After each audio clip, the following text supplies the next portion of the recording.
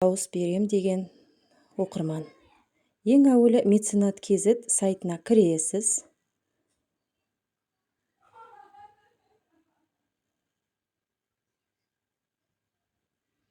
Содан кейін дауыс беру батырмасын басасыз.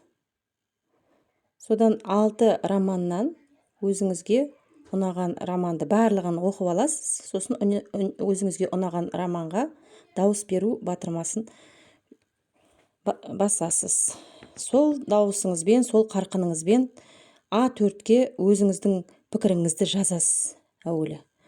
Меценат KZ жобасының несі бойынша, ережесі бойынша 1600 белгіден 1800 белгіге дейін болу керек пікір.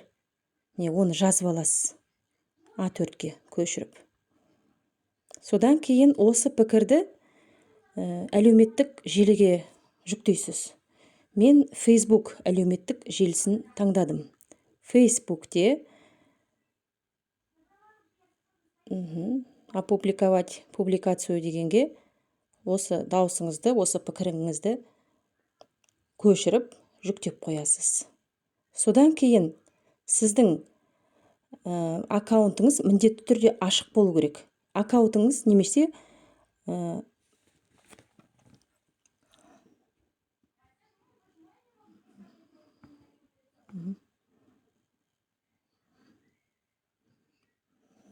соны жүктеп алған соң,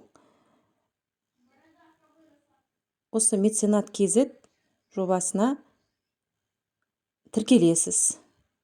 Оқырман ретінде. Өзіңіздің есіміңізді, тегіңізді, жөніңізді жүктейсіз және бар электрондық поштаңызды енгізесіз. Паролін білетін, аша алатын.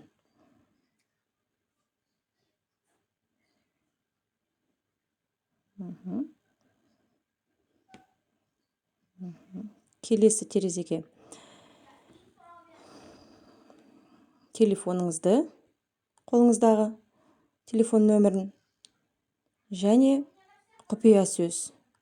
Құпия сөзде бас әріп, жай әріптер және де 10 символдай болу керек.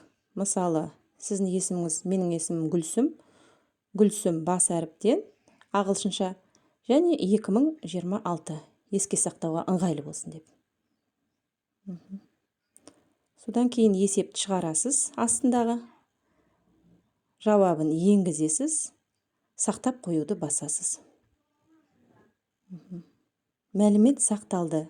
Енді поштаңа өт дейді.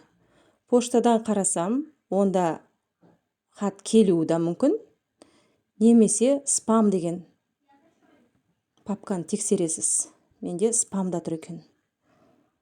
Ашып, сілтемеден өтемін.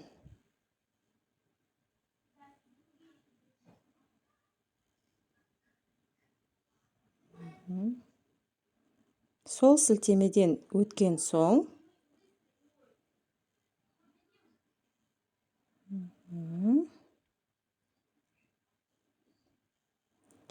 сіз тіркелдіңіз деген жауап келеді. Емейліңіз расталды. Содан кейін қайтып өзімнің логин пароліммен кірем. Логин ол менің электрондық поштам. Пароль алдында енгізген. Бас әріптен өзімнің Гүлсім 2026. Ал сіздікі өзіңіздікі болады. Онда кіргенде тіркелу емес, кіру дегеннен кіресіз, жоғарыда тұрған. Міне. Ашылды, бірақ менің телефон номерім расталмаған. Телефон номерін сол жақтағы бағанда телефон номерін растау деген шығады. Қазақшаға өтсеңіз. Сол батырманы басамын. Телефонға код жіберу деген бар. Сіздің телефоныңызға код келеді. SMS рассылка арқылы соны енгіземін. Және солай мына профильдегі мәліметтерді сақтап қоям. Енді романдар деген бөлікке кірсек, Мен алдында дауыс беріп қойған, белгілеп қойған романымның несі ашылады.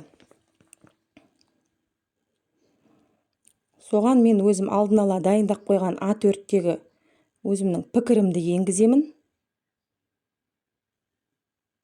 Көшіріп.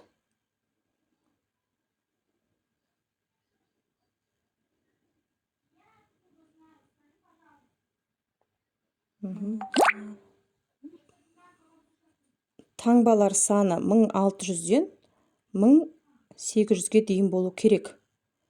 Егерде астында міне жазылып тұр. Менде 1710 екен.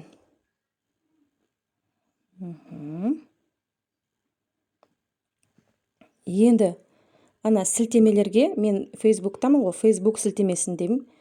Жоғар жағында астындағы поделиться деген бассам, копировать ссылку деген шығады. Дәл сол ссылканы Фейсбук ссылкасы сілтемесіне басып енгіземін. Соны енгізген кезде жасыл терезе ашылады. Пікірді жіберу деген. Болды, пікір кетті. Енді міндетті түрде қарап қойыңыз. Сіздің дауысыңыз өзгермейді. Сондықтан мұқият қарап, мұқият тексеріп жібересіздер.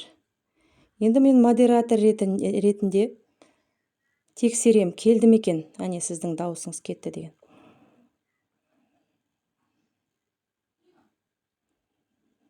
Модератор ретінде тексерем. Менің пікірім жетті ма?